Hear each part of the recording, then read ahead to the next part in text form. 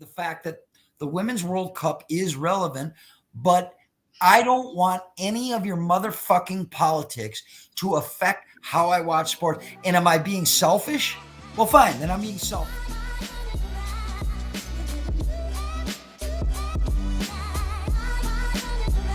Hello, friends. Welcome to the Show to Be Named Later podcast. I'm Jonny Voss, and I am joined by, I believe, the last Minnesota boy to record a triple-double at Kemper Arena. Oh, wait, maybe that's not, you were close. That's not true. Who are you, buddy? I was close. Noah Stoerzinger is the name. It was a good try. Great game. Thanks for coming out, though. Appreciate it. What do they do at Kemper? You know, because that's like one of the all-time, like one of the most historical basketball arenas in the country. And what do they do at Kemper? It's not even Kemper Arena, right? It's the Hy-Vee Arena or something. Yeah, it's Hy-Vee Arena, and it's not an area you want to be around, honestly, anymore. What is that, like 70% of Kansas City, right? Like, well, 76, but yeah, you're close. So what do they do? What do they do at Kemper? Like I saw something at the Kansas City Renegades. Is that an arena football team or what is that? I think it's arena football, but I don't even know if they do college basketball in there anymore because I think that's at T-Mobile now. Because they used to do the NAIA. I don't know if you're too young to know what the NAIA was, but they used to do those finals, I believe, and maybe Division III or Division II or something like the Final Fours there. No longer. I think they do. Last time I read it, they do a lot of youth tournaments and stuff in there. But honestly, the space is too big for me to do all these youth stuff. Like there's more you could do, but again, I mean, there's a shooting every day outside of that building. It feels like so. Well, and I only saw youth, basketball as well. That's why I brought up Noah was the last, Minnesota boy to get a triple-double there. But it's too bad because that, and now do you know what NBA franchise used to play in that arena? Come on, buddy. See, I just watched a whole history on MLB franchises from Kansas City, but and it wasn't the first stop for this franchise either. They relocated from another city to go to Kansas City.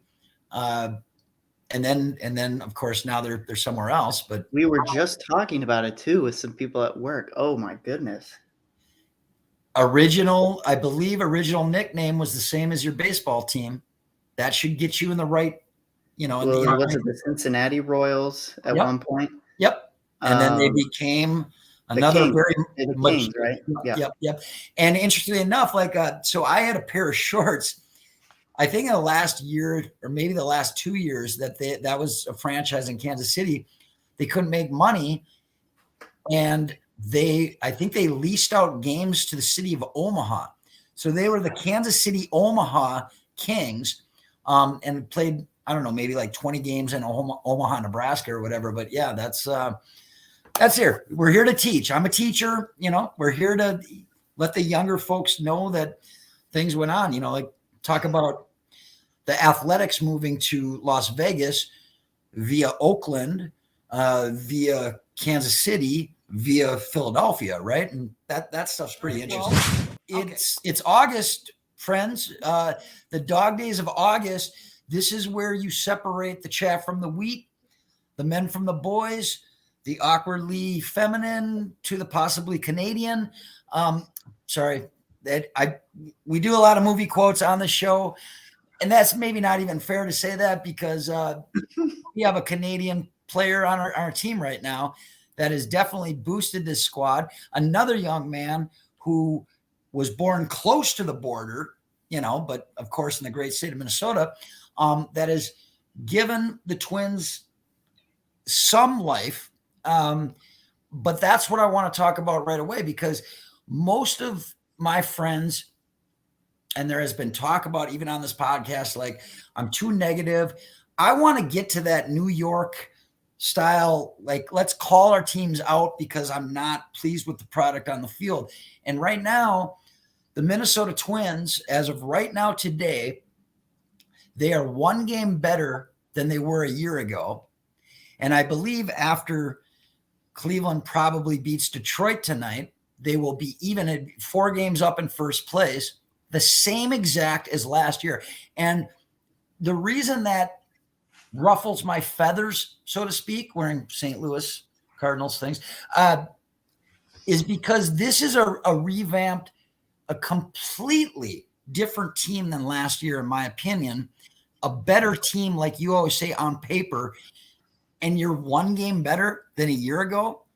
Am I being too negative? Am I being too critical? Or is this something that we should be concerned about? Because playoff time comes, let's hope we're still there.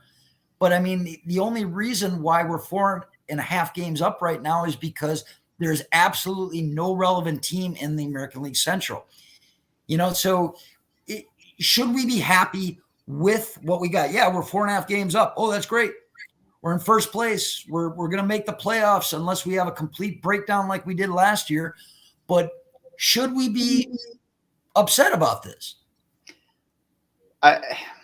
Upset it's an interesting word because like you said, I mean, it's how can you not be happy with potential playoff baseball? But like you put it, this team is far different than it was last year. But you've brought in, I mean, you still have a guy like Carlos Correa, some other young pieces that are playing well, but a lot of young pieces that are playing well, like that get me at least right now more excited to watch those guys play baseball than some of the guys that maybe you've already mentioned. A guy we're going to mention very soon, not Max Kepler. He's off my shit list. So we'll talk about him later because it's interesting because I think we hit a point. Who was the team? I think we had swept someone and then we lost like 3 in a row at that point. Like, oh no, I'll give it to you. Yeah, right. There was a time where you thought, okay, we finally got through all the bullshit and we were up 4.5 games. We had won 5 in a row. And then what do we do? Lost 3 or 4 to Detroit, right? We lost 3 or 4 to Detroit, and now we split with them in 2-game series. We lost 3 in Kansas City. You can't keep, it doesn't matter. A 5-game winning streak is completely negated when you go and lose 3 in a row to Kansas City, or you lose a season series against the Detroit Tigers, who, I don't hate the Tigers, like but they just don't seem. They're not good. No. And so to lose that series, and I believe it was the first time they lost the season series to the Tigers in maybe 6 years at least. I just don't get it. And it doesn't make you feel comfortable about charging into the playoffs. If I were any American League team right now going to the playoffs saying, maybe I want to play the Twins, but then maybe I don't. You know what I mean? Like and that's why I get so frustrated watching this team. I watch every game, but just when I think we've reached that mountaintop, the price is right. This guy's going, blah, blah, blah, and then you just fall down like 8 more steps, or like chutes and ladders, or whatever they call that game now. I don't get it, and it shouldn't be that bad. And while I rip on a lot of high-profile guys, I still stay true to the other guys that aren't doing anything, like Joey fucking Gallo. You know what I mean? And so that's not fair for me to choose who I'm going to call out and who I'm not going to call out.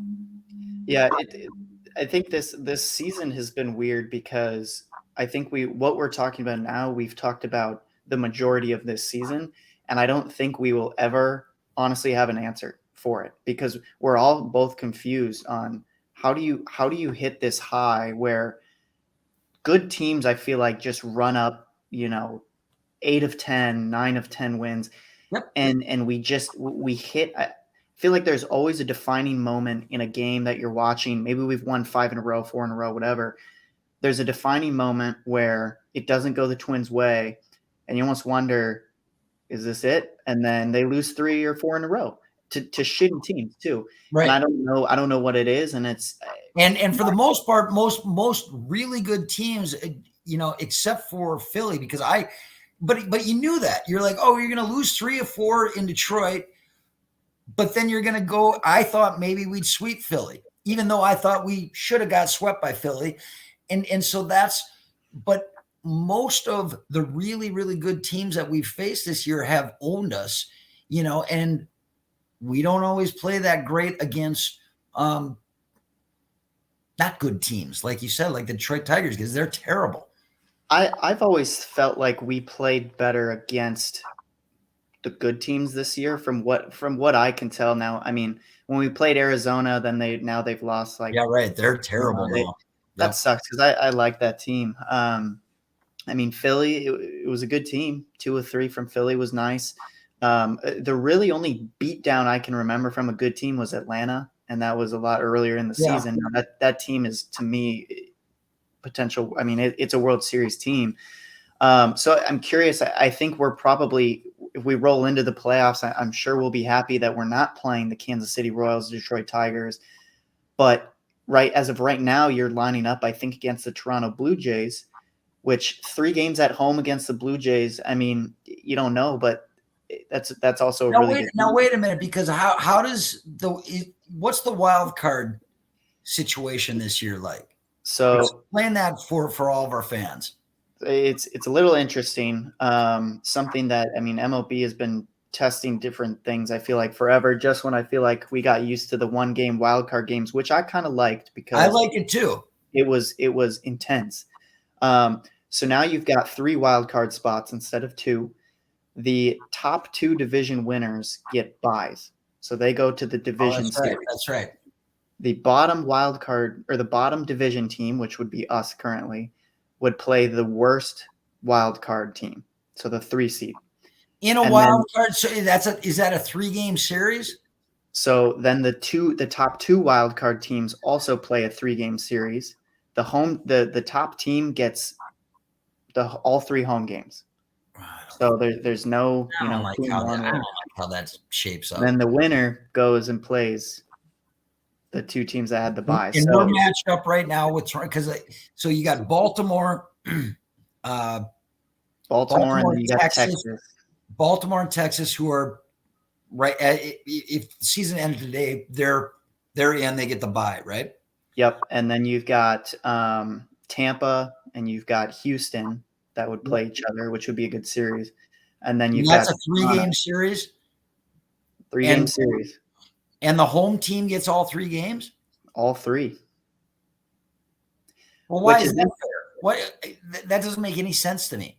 I don't know. I would have. I know they wanted to expand the postseason, but honestly, those 1-game wild card, like, I watched those every time. Like, they were so. I agree. But what's the point of having a 3-game series if one team is not allowed to host? That's the dumbest thing I've ever heard in my life. I think it was just there were a lot of. I mean, think about all the good teams that lost those wild card games. Right. I think they wanted to give them another shot, I guess, make it a little more fair. We talk about, if you have a strong 3 starting pitchers, which we do, you are able, right, and you want to go beyond 1 game. I understand that, and I think, okay, fine. But the whole point of a 3-game series is to say, now, if the Twins could just steal one in New York, they can bring it back to Minnesota. You know what I mean? And so I don't understand. I know they can't do it with time. If you went 1 game home, 1 game away, and then another game home, or if you just went 2 games for the home team, then you steal 1 and then you bring it back. I don't know. I just don't understand why a team like the Twins should be able to host 3 games. I think they play better on the road than they play at home. But let's say we secure that spot. Really, there's no excuse for the Twins not to win that series, in my honest opinion. Well, I know, but they have 3 games at home. I mean, that kills me even more when you say that, because going down that path is going to be tough. All right, well, the Toronto Blue Jays don't necessarily scare me at all with their pitching, and our pitching against their hitting. I don't know. I don't like how the playoffs are set up in that manner. Well, we won't talk about it this episode because this episode would be 9 hours long, but wait till I explain the NBA Cup to you. Okay. No, I know that stupid tournament in the middle of the year that means nothing. And that you know what? And we'll get to that. Like, I do want to talk about that, but that's funny that you bring that up, because to me, that is where the Minnesota Timberwolves are going to shine. They're going to win that fucking thing, and it's going to be like, oh, Hosea Crittenden and the Gophers won the NIT again. Oh, but they can't ever make the NCAA fucking tournament, but they won the NIT. So Give the coach another 5-year contract. All right. Okay. I like where this is starting out, man. Okay. Speaking of the Twins, I gotta ask, and I know he is one of the main topics that we talk about. And, I can rip on Joey fucking Gallo later, even though he went 4 for 4 the other night. But okay. Byron Buxton has only played 89 games this year. They have shut him down for August. I believe that I've been called out on this podcast at Target Field by my friends, by my girlfriends that don't exist. Byron Buxton, I said, would never play one game in center field. I said that in April, and I got poo-pooed about that. And yet, here we are. He's not going to play in August. They've shut him down for August. He's not going to play a game in center field this year for the Minnesota Twins, for your Minnesota Twins. And here's my question. They shut him down for August. I don't think we see him the rest of the year. Honest, if I'm so first of all, I got to give you your flowers for predicting that. Hats off. I don't want him back the rest of the year because he's stolen my thunder. Okay, dude, this lineup is so much worse with him in it at this point. It's hard to say that, and for all the people like on Twitter that I can see that are just trying to justify it, give it up, because I'm sorry, there are plenty of people I'd rather have in the lineup over him right now. It's crazy. You've already stolen mine, because I was already hinting at going that way. I had a good conversation with a friend yesterday, and we talked about this, and I said, is it just me, or are the Twins a better team when Byron Buxton is not in the lineup? And oh, wow, build my gallows high. He was ready to crucify me for saying that and said, well, I just disagree with you. And I said, I remember us winning more games when Buxton, like, just the approach at the plate is so much different when he's out of the lineup. Now, I'm not going to say no, Byron Buxton is the reason why nobody can hit the ball, the other 8 players on the team. I'm just saying it seems like we have a different approach to the game when he's not playing. And so there are like 4 things I want to talk about Byron Buxton. And yes, he warrants that because he's supposedly the superstar that the Twins have, right? Now, if because the whole idea of him not playing center field was to save him for the season, right? Mm-hmm. If we do not play him in all of August and he does not play in September, guess what, guy? He's playing the same amount of games as he played last year, okay? So to me, that tells me that the Twins organization knew that he was damaged goods. He was injured going into this season already. And the reason I say that is, like, I've talked about this before, about the last at-bats that we saw.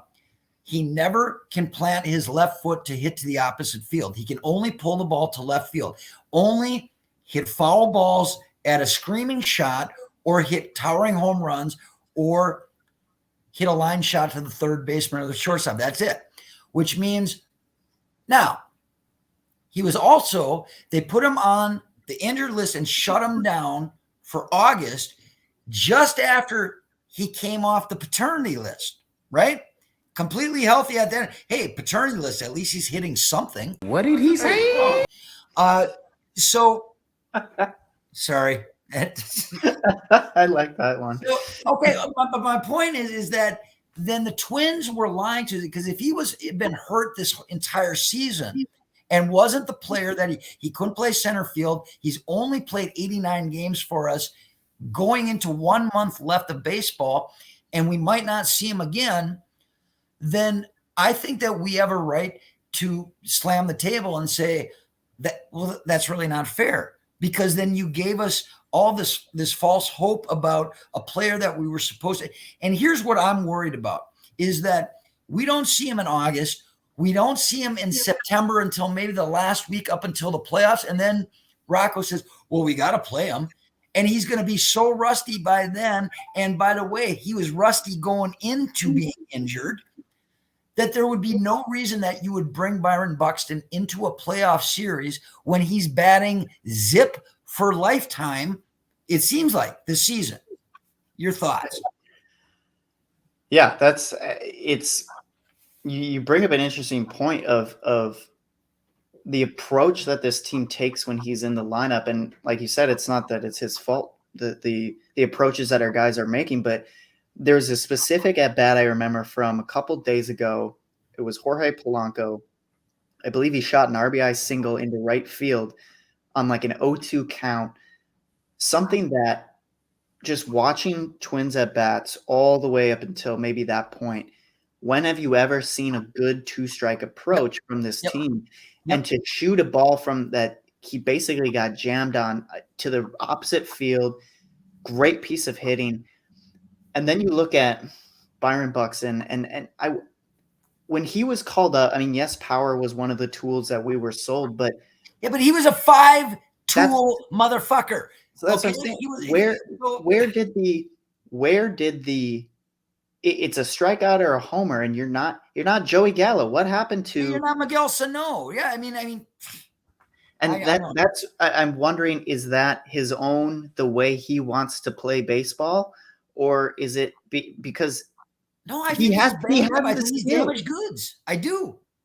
So you think it's his injury for him not to be able to put the ball in play, just run out singles, doubles? Like, I don't want to see a strikeout or a because homer. He can only hit to extreme the left side of the plate, and that would tell me, because he wasn't always that kind of a hitter. He could hit to opposite field, and so that tells me that when he comes through with this foul through, either he's not comfortable or he's hurt and cannot plant that left foot to be able to foul through to the opposite field. And that's why he's leaning back, boom. And maybe that's, but if that's the case, you got to understand what this is. 10 years with the Twins, right? I think so. 2013 he was drafted. Right. So if I'm on to something right now, okay, and if I'm truly figuring this out, because I don't think this is going to be something that goes away, certainly not in the next month, but maybe not in the next year. Maybe it does, but to me, if you're going to make a trade for Pablo Lopez, why not maybe, if the Twins were aware of this going into the season, and I know this is this is maybe out in Venus somewhere, like I'm out there, but if you're going to trade for Pablo Lopez, maybe keep Luis Ariz and trade Buxton. And you might have gotten something more than just Pablo Lopez for Byron Buxton at the time. You definitely would have. I don't That's think too much. Am I saying too much right now?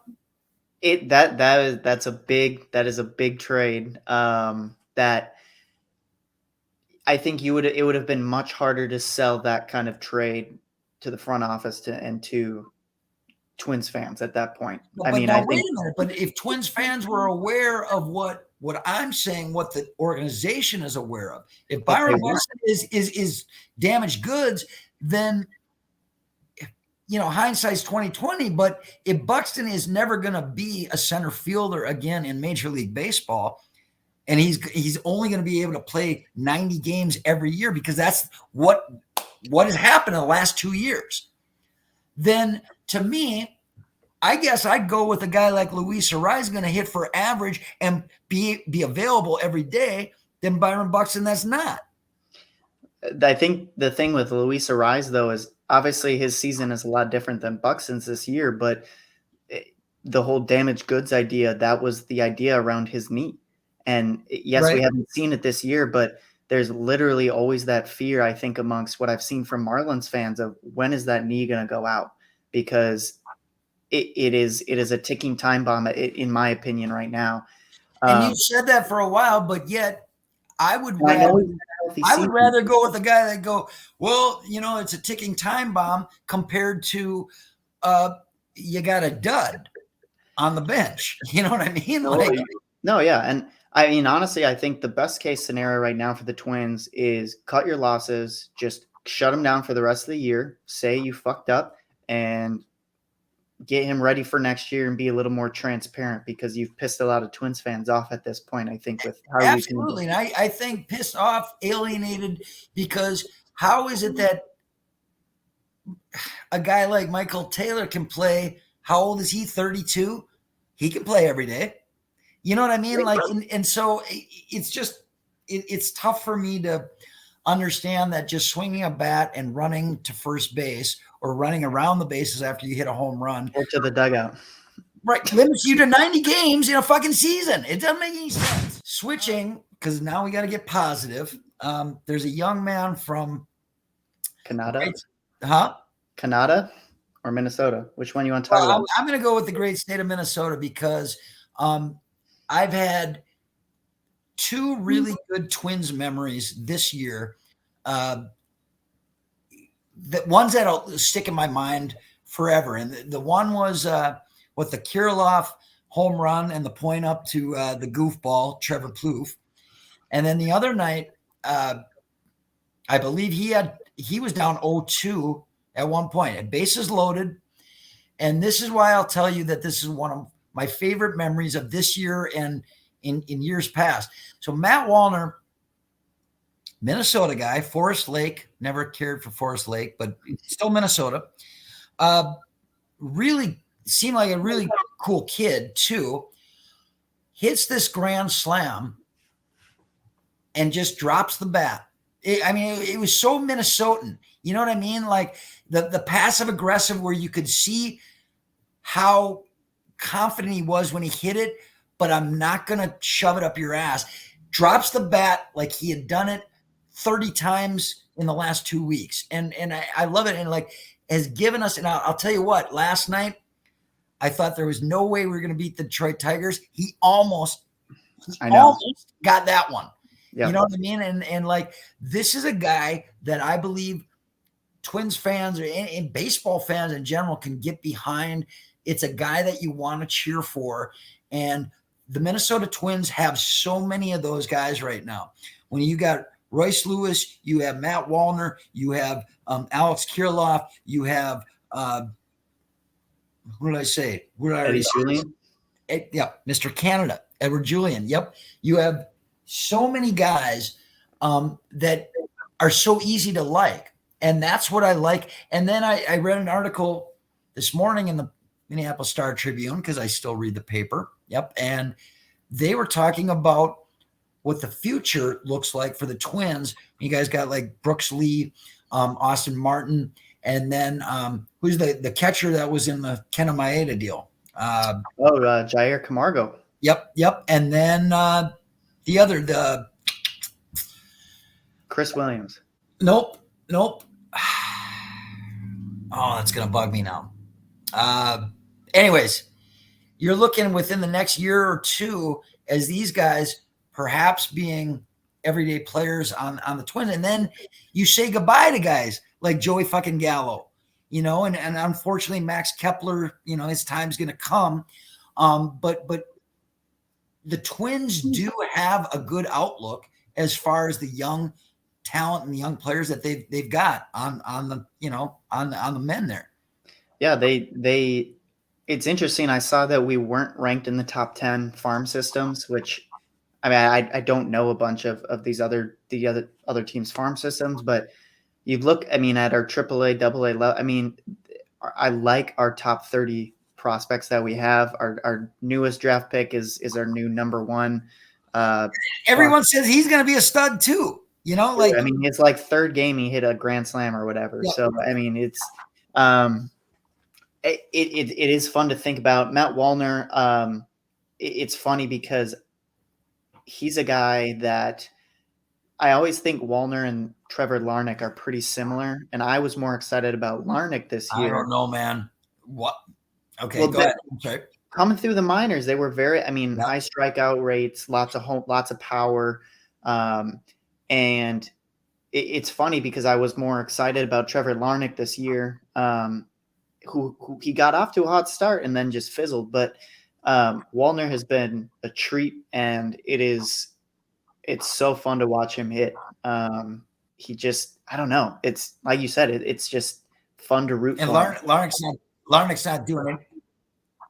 He's what? Larnach's not doing anything in AAA. Larnach's not doing anything in AAA.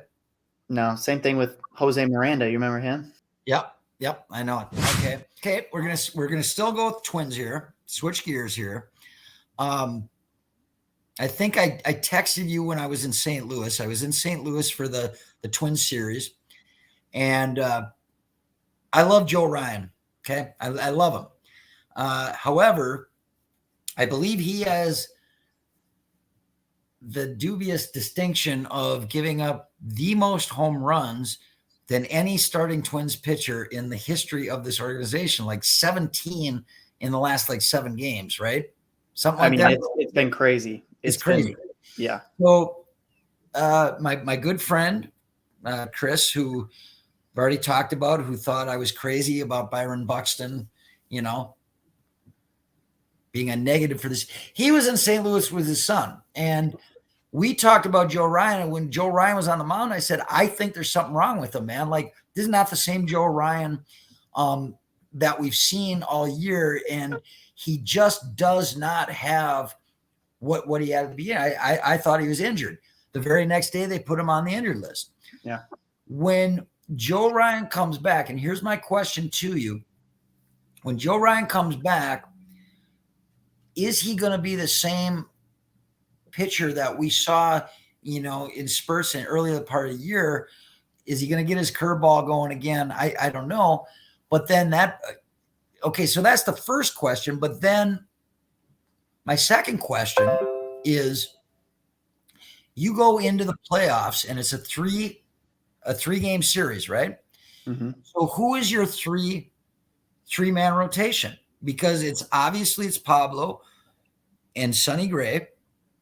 Who do you go with your third? Because I can't believe Kenta Maeda's 3-8 or 3-7 or whatever. Like, I love what Kenta's brought lately. Everyone is so high on Bailey Ober. What kind of pitcher is Joe Ryan going to be when he comes back? Who are your three to go into a playoff series? So I was just thinking about this running through a potential matchup with the Blue Jays. I'm throwing Pablo game 1 for sure. Really? Not Sonny. I'm throwing Pablo game 1 only because I like knowing that Sonny, when you hit game 2, if you lose, you have to win game 2, and I like knowing I have Sonny on the mound. That's a good point. If you win, you also know you got Sonny on the mound who can get you a win. So Pablo, then Sonny, and then my third is Kenta. Really? Because I was leaning towards that too. Now Kenta has a history of giving up bad home runs, and that's the only thing that I'm worried about. But to me, Maeda's record does not mirror the kind of games that he has given the Twins this year at all.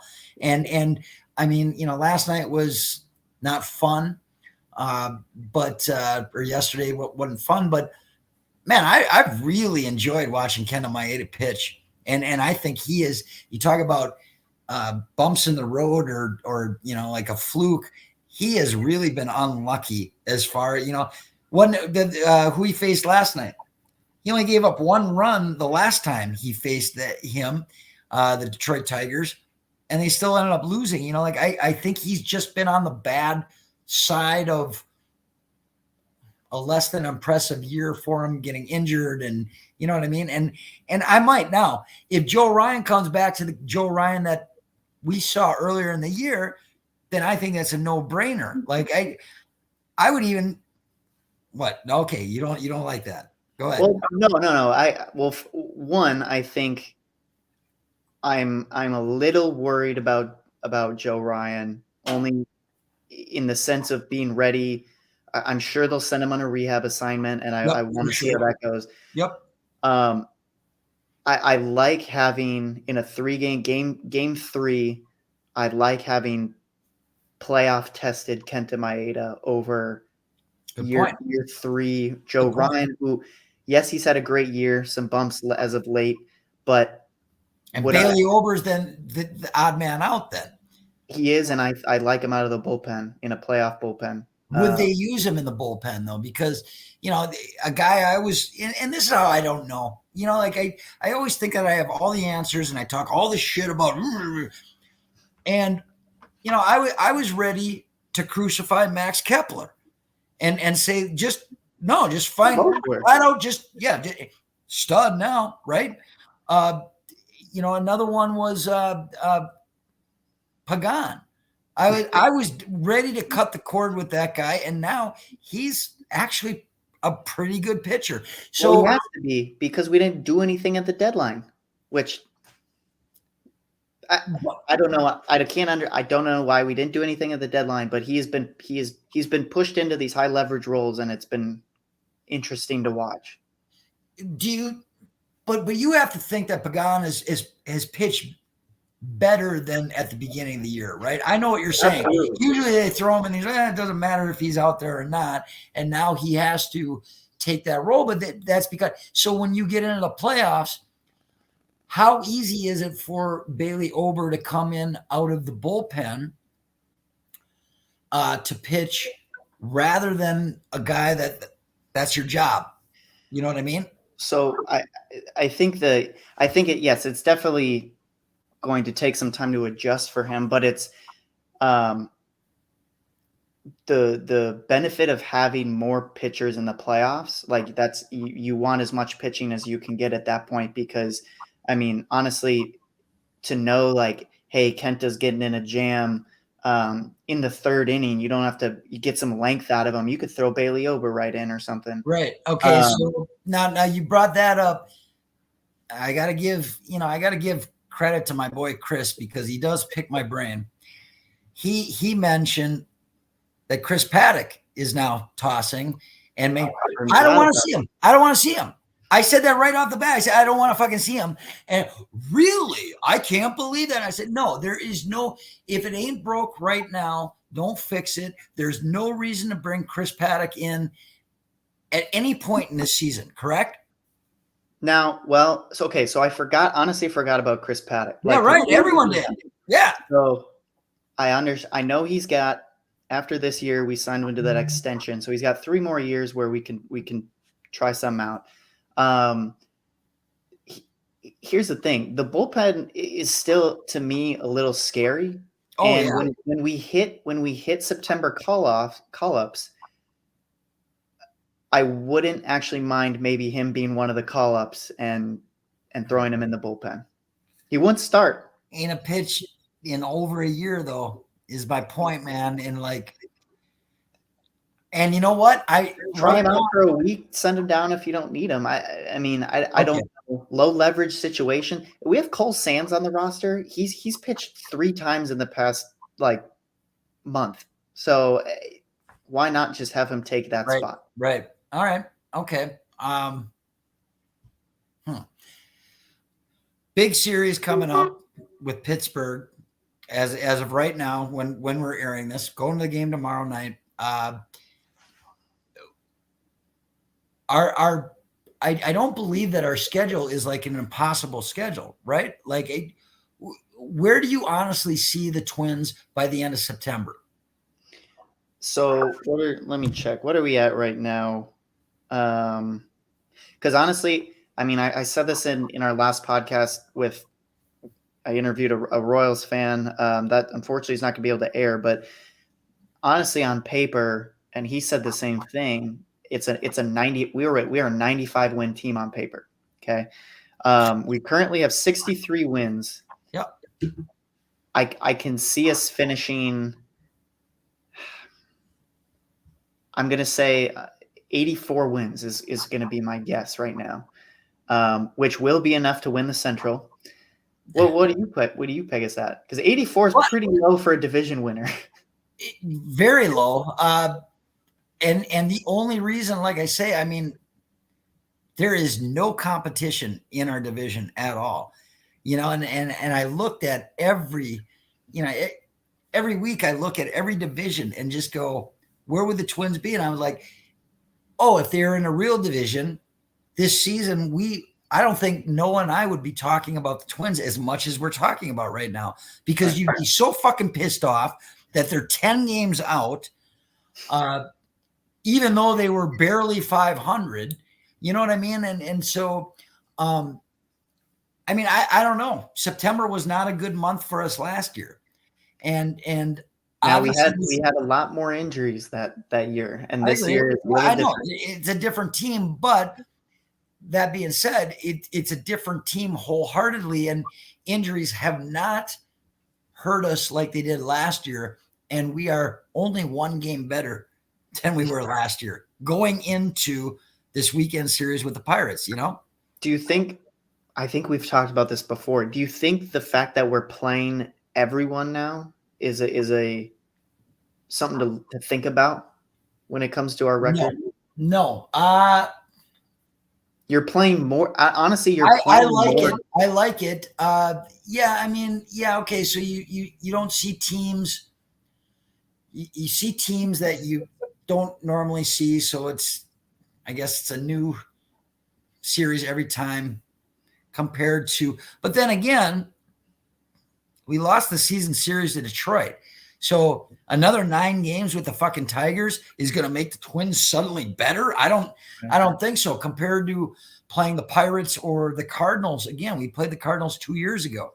I kind of like the way that it's set up right now of seeing our team. I do too. For me, there's some nostalgia that's different, like, well, the Twins haven't won, in Dodger Stadium, in 9 years. Well, that's because they don't play there. They only play there every 5. You know what I mean? Like, some of that gets lost for me, where I'm like, so if we're going to play them every other year in Dodger Stadium, okay, some of that gets lost. But then again, interleague play wasn't a deal for most of my life. You know what I mean? And I've adopted that, and I love that part of baseball. That's the one part of baseball that I think has improved the game, is being able to see teams that you never get to see, unless you had WGN or the Superstation TBS. When I was a kid, that was the only National League Baseball that you saw. But you never saw your own team playing those teams. So I like that part of it. And I like, if I'm a season ticket holder, I like not having to see the Royals, the Tigers, the White Sox, and you know what I mean? That much more. But do I think that it affects our record? Not really. You know what I mean? Because we've played some pretty bad teams that we just haven't been able to do anything against, so there you go. Yeah, absolutely. I mean, so looking at this season, let's say as of right now, the season ends today. The Twins are playing Toronto. We take 2 of 3 from Toronto, and then losing the division series. Is this a successful season to you? You won a playoff game. I guess if you were to say that they were to win a playoff game, and much less a playoff series, then I would have to say, and you won your division, I would have to say, yeah. I mean, to me, would it matter if the Twins were the number 1 seed in the American League? Then it would kind of be a different deal, except until you come to the playoffs. You know what I mean? Because then it's just a 3-game series, a best of 7 series or whatever. And the Twins aren't known for winning playoff games ever. So yeah, if you win a playoff game and a playoff series and you win the division, then I would have to say, yeah, then it's a victory and it's this year is a successful year. But it would leave me wanting more, and that part of it. Yeah, I would say if we were to get to the next round, and even we got swept in the divisional series, I think it's a step in the right direction. Yeah, for sure. All right, so we're going to switch now, and it should be interesting because I do get flack from some of my friends that we just only talk baseball, but that's kind of the it's the season we're in. Right. And, Vikings football is going to be fun. Timberwolves basketball is going to be fun. Minnesota Wild hockey is going to be fun. But let's go to the Minnesota Vikings. I'm not going to spend a lot of time right now on the Vikings. I just found it odd. I cannot watch preseason football. It's just the one thing that I can't. I just can't slush through. But I did happen to catch a little bit of the Vikings game in Seattle, and I thought it's so funny because they kept showing Kirk Cousins on the sideline and on with a strap, and they're like, and look at him, he's just a gamer. A game that means nothing. There's no chance, and he's got his helmet on. I'm like, yeah, but he's got no shoulder pads or padding on. And I just found it interesting, and that to me that simplified preseason in a nutshell. You know what I mean? Like where they were like, or maybe the hometown guys were just trying to get Vikings fans so behind Kirk Cousins, like he's gamer. He's not soft, he's a family man who's got a high tolerance of pain, whatever. I just found that funny that they were hyping that he was this guy who had his helmet on, even though, he was wearing, I think he was wearing the gold chains under his jersey. Well, I mean, I applaud the effort to get us behind him. I do think he is a gamer, but my one question is, why the hell did he have his helmet on? Right. What were you doing? I was hoping he was going to put a mask on in case of COVID, but okay. Were there any surprises NFL-wise? Were you surprised Dalvin Cook signed with the Jets? No, I think it was either Dolphins or Jets at that point. Yeah. You were just kind of – and now having – I think people they underestimate maybe – yes, Dalvin went this long unsigned and everything, but that guy is a good-ass running back. He is. And it's – I do think it'll be felt a little bit on the Vikings. Now I think we're moving more pass heavy, but that'll be, Aaron Rodgers, Dalvin Cook. It's a good duo there. I'm not worried about the Jets being good per se. That doesn't concern me. The running game in Minnesota does concern me, and I like Madison. I think he is a good character. I think he's a competent running back, but I don't know if he is a starting running back in the NFL. And who's the other guy? Chandler, right? Yep. He had a great preseason last year and then just fell off the depth chart during the season. I am interested to see what he. I mean, I don't know what you're going to get out of Madison this year. No, and they just signed another running back too, and I think it was can't remember his name, but a lot of people were questioning does the front office have faith in Madison? Because it seemed like when they moved off of Dalvin, immediately it was, hey, this is Madison's job, right? And it seemed like they had some faith in him, but recently I don't know if that's been the case, but I think it's just the move of, hey, we've got some great blocking tight ends now. I mean, you've got so many offensive weapons that I think we're going to run pass heavy. But yeah, I mean, there are going to be games where you have to rely on the run, and relying on Madison will be interesting, I think. And then, I guess I'm intrigued by the other Addison, right? Like the wide receiver, right? Like, you see what happened with him? What's that? Well, he got arrested for. Well, yeah. I was gonna get. I thought I told you I was getting a Vikings jersey with his name on the back, but the number would be 145, right? Like, okay. I wonder, does that open Jefferson? Does that open it up for Jefferson having that? But you have, like you mentioned, the tight end situation. You have a lot, and I liked Osborne, man. I really did. I mean, that's a great number 3 to have. So you wonder if the Vikings are going to be. This is a blast from the past, but I'm going to say Eric Coryell, the San Diego Chargers in the early 80s, they passed on every down with Dan Faust. Is that the kind of offense we're looking at? And I think probably the offensive line has a lot to do with that. But if you can establish the run, I mean, I don't know if I want to look at us starting out 2nd and 13 every possession. You know what I mean? And then throwing nonstop.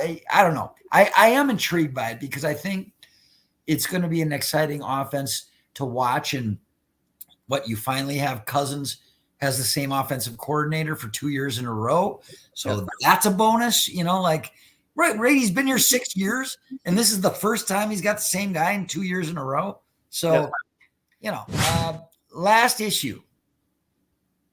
And I don't want, I don't want this to be a big knockout, drag out kind of deal, but we are still a sports show. And so we're going to talk sports. Did you happen to watch any of the Women's World Cup this summer? I won't get into it, but no, I watched the highlights. Sure. Okay. And no, go ahead. I mean, it's slightly political, but it's not a team I wanted to watch. And it's based off. What about a sport that you wanted to watch? In the past, I have watched our women's soccer team before. You have.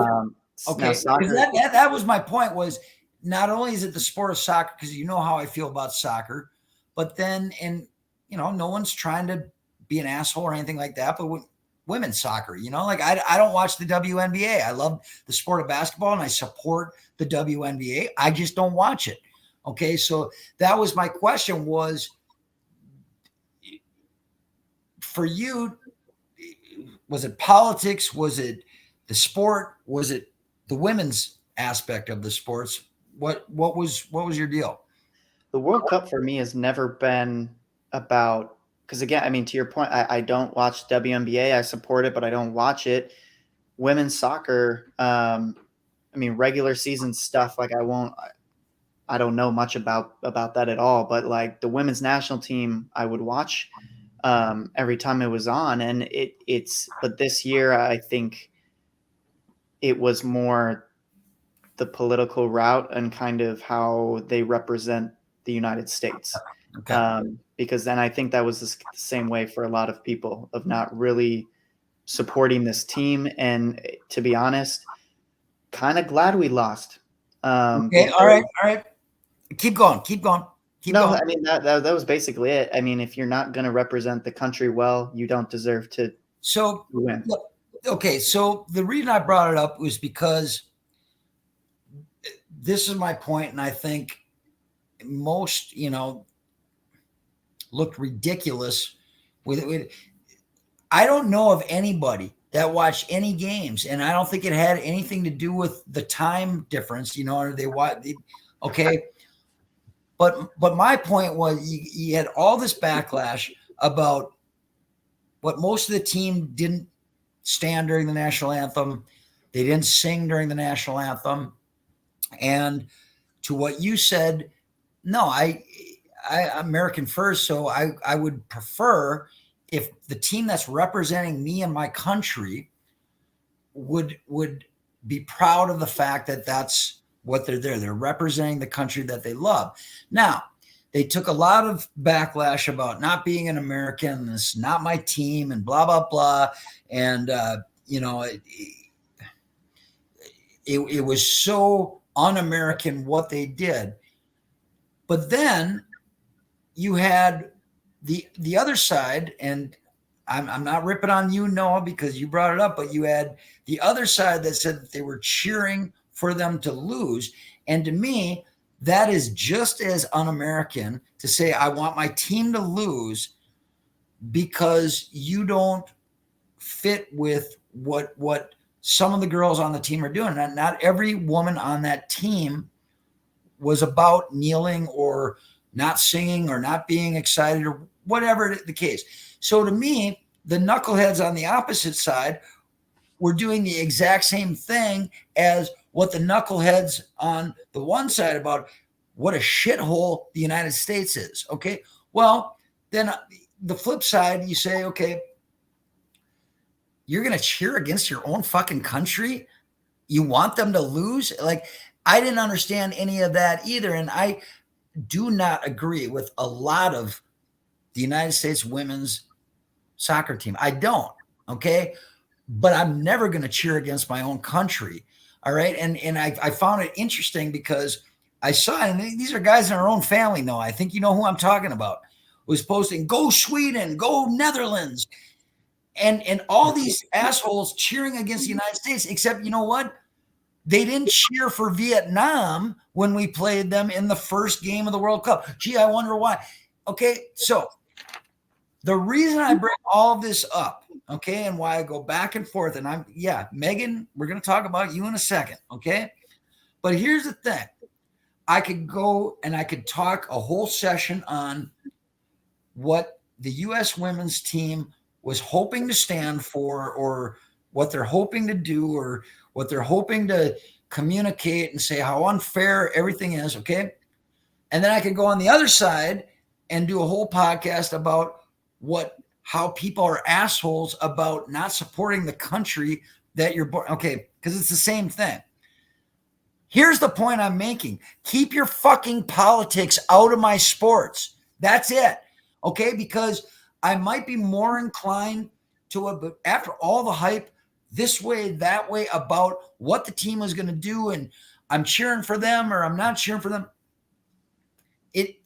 It made me not want to watch the World Cup at all, because the focus was not on what those women should have been there to do, is to win a third straight World Cup. It's never been done before. And it wasn't. The focus was whether or not you liked them or you not. And that was the team that represents your country. I want everyone to represent this country the way that they should, because you're proud to be an American. You got troubles? Yep. Okay, fine. But you see, now we're talking sports and I'm talking fucking politics. And I want you to keep your motherfucking politics out of my shit, because you know why we have a sports podcast right now? Do you know why I did a sports show 20 years ago? Was because my escape from the bullshit of humanity is to go home and watch sports, okay? And take me away from everything that drives me nuts about my country, my world, my friends, my family, whatever it is, okay? But you take that away from me. And I don't care if you have a platform like Megan Rapinoe has a platform because she's relevant once every 4 years. Oh, I'm sorry, she retired now, so it's done now. But that's my point. If you have that platform, LeBron James, then talk about it outside of on the court at the Staples Center. You know what I mean? Do not bring it into any broadcast. Do not bring it into any fucking write this on the court, so that I have to feel a certain way and then be at odds with the guy sitting next to me because he doesn't like the fact that I like blue cotton candy and he likes pink cotton candy. I don't want to know that, okay? And that's the only point. That's the only reason I brought up, not the fact that the Women's World Cup is relevant, but I don't want any of your motherfucking politics to affect how I watch sports. And am I being selfish? Well, fine. Then I'm being selfish. Right? I that was beautiful. I don't even have a response, honestly. Like that was you hit the nail on the hammer on the nail. The nail on the head. Like it nail on the head. Damn, I don't. Am I wrong? I mean, no, absolutely not. And I'm just thinking like it's a lot of things that you brought up that was a lot of like, oh shit, that is happening, or why the hell is that the case, you know? And it's unfortunately the world that we've been living in is been run by politics recently, and I don't see an end to that soon. But I mean, I don't know. I like that was good. I don't have any response to it. I mean, I don't want to get political, when we do the podcast, because all we want to do is talk sports. But a couple of years ago, I was turned off by the NBA for the same kind of policy. But I don't want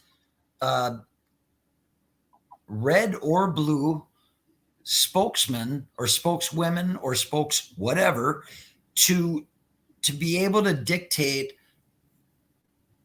what the score is going to be at the end of the game. You know what I mean? Like, or that should matter more, I'm sorry, than what the score at the end of the game should be. You know what I mean? And so it turned me off to hear all the things that surrounded the World Cup. And when I talk politics, like the World Cup is a political game, but it's at different levels. There was a World Cup a few years ago. Senegal upset France in a World Cup in a pool play game, in a pool play match. Senegal only got their independence, I believe, in like 1960 from France. So this was the biggest day since independence, okay? Like where they shut everything down for like a week in the country of Senegal because they had beaten France in soccer. Now that's good politics. That's, I remember the United States playing Iran in a World Cup match. And yep, it brings back stuff from the early 80s, but it was left to be decided on the pitch. It wasn't people in the stands fighting about it, going, ooh, Iran hostage, come in 1980. It wasn't like that. With the World Cup this year, it felt like that, where there was such controversy where it was just like, no, go out and beat the fucking Dutch and then we won't talk. But then you had fucking players taking selfies and dancing after they barely made it into the knockout stage. And I was left befuddled, if you will, because I didn't understand, like, was this a real competition or not? You know what I mean? Like, what do you think that does? Like, what's the next Olympics that we have? It's 2 years, right? What year? What was it? I don't know, because I don't watch the Olympics anymore. Another thing that just went, like, it used to be so fashionable to watch the Olympics, and now it's just not fun anymore. I haven't watched it in years. Right. I really have. Honestly, I don't know. I don't know where the next Olympics is, and I don't know what year it is. COVID fucked everything up as far as playoffs, Olympics, World Cup. I don't know what I'm old. I don't know what that means. Now, last two things, because I don't want to get too political, but I'm gonna, because there's one person that I just, and it doesn't matter. It's my show, so I can say whatever I want. Not a big Megan Rapinoe fan, okay? And the only two things I'm going to say about that is you missed that penalty kick by that much, okay? Sorry, I don't know if you could see that. That was her supposed. The second thing I'm going to say is, have you seen that video where a young boy comes up and asks her to sign an autographed soccer ball? And I'm going to say, okay, then do yourself a favor and watch that video and put that in this clip, because I'm pretty sure it's viral, whatever. I understand if it was a grown man that did this, but if you watch this video, I'm not going to set it up for you. You ask me or tell me if you did not get the same feeling when you watch this video, okay, and know what I'm talking about. And I'm not going to set it up so you say, you got to look at it my way or you got to look at it this way. Watch her signing this ball, and that will back up everything.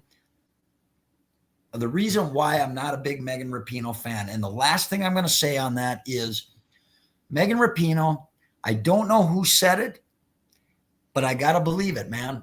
You can't be a leader if you're a victim. All right? So there it is, man. That's as political as we're going to get until, November? Oh, yeah. I mean, but no, you said it right. Like politics has made its way into sports, and it's an interesting way of navigating it right now. I hope it doesn't get bigger, but I agree. We'll see. I agree. All right. Well, besides the break, I believe we've been going over an hour. I've had a great time talking. We've got to do this more often because, we get to the 2-week period when we don't talk, and then suddenly, this thing goes an hour and a half and whatnot. And then we get into politics and sports, and no one wants to hear that. So I had a good time talking with you tonight, buddy. We will do this very, very soon again, right? Yep.